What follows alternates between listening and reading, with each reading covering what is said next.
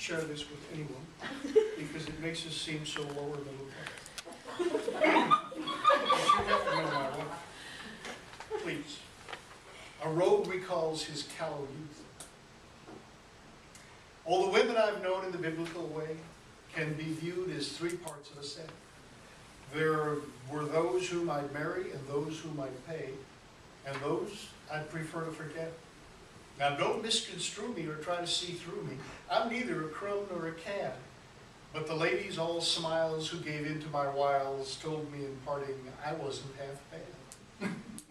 The farm girls I've pleasured are still my most treasured. Long Montana winters make courting a snap. In the haze of a hayride, a girl shows her sweet side and makes a boy beg for a long winter's nap. Under the covers, two scarcely skilled lovers boldly pledge to be faithful, sealed with a sigh. But when spring comes a-calling, it's really appalling how quickly good loving turns into goodbye. When it comes to revealing the girls most appealing, I'd have to say Oregon ranks at the top. Perhaps it's pure ardor that makes them try harder, but seldom do Oregon girls holler stop. It may be the rain gauge that dampens their outrage, or it may be the fact that they're frisky and fair. But when given the choice between action or voice, the Oregon girls opt for action with flair. Californians, for their part, show you their true heart while keeping the good stuff at arm's length away. They're truly astounding at keeping guys pounding the pavement, believing they'll soon get their way.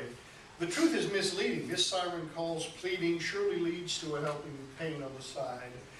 No stranger to beauty, the Cal gal's prime duty seems to be to make buoyant boys run off and hide. Such teasing's a bummer. I remember one summer I decided to sever my ties with the West. Across the Atlantic dwells the woman romantic, with a generous heart and a generous breath.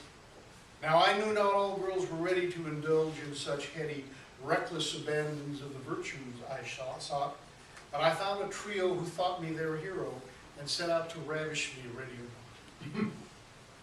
Helga, a girl in Norway, said she loved to do it your way. Tall, Nordic, voluptuous, and impossibly tan, and I, heathen Yankee, on the hunt for hanky-panky, imagined I'd snuggle right into her plan. We made love all that brief summer night and into the daylight. Then we made love in the heat of the sun. Oh my, what strength, oh what nipples, oh my, how her skin ripples, oh my, how my zeal flags as again and again and again we become one. Helga's passion, her rigor, at first heightened my vigor. I came through like I'd never responded before, but sooner or later I knew that her greater desire would just make me incredibly sore. It soon came to pass this, I know, I'm sorry. It's his story. It soon came to pass this insatiable lass had depths of endurance surpassing belief. My shipload of sex joined her other shipwrecks. She left me there gasping a hulk on her reef. I escaped from the clench of that Norwegian wench and made my way south to the wilds of Berlin. The wall that divided the town had come down as if spirited off by a Prussian merman. And there as I tarried, my latent lust buried, I met a ferocious young maiden named Prue. Her first glance was severe, but her meaning was clear, when she pointedly asked, "What can Prue do for you?" From the very beginning, she was focused on winning. She had strong opinions, a principled mind, a hatred for weakness, a disdain of meekness. She wanted to lead and leave others behind. Her bluster bubonic, over gin and Teutonic. We debated the issues of man versus man. When our warfare first slaked, we agreed to get baked and settle our differences woman to man. Oh, the flesh is too weak when its pleasure we seek. I felt my burnt ardor beginning to wake, for the curve of Prue's bust gave new life to my lust, and my manhood grew stronger and started to ache.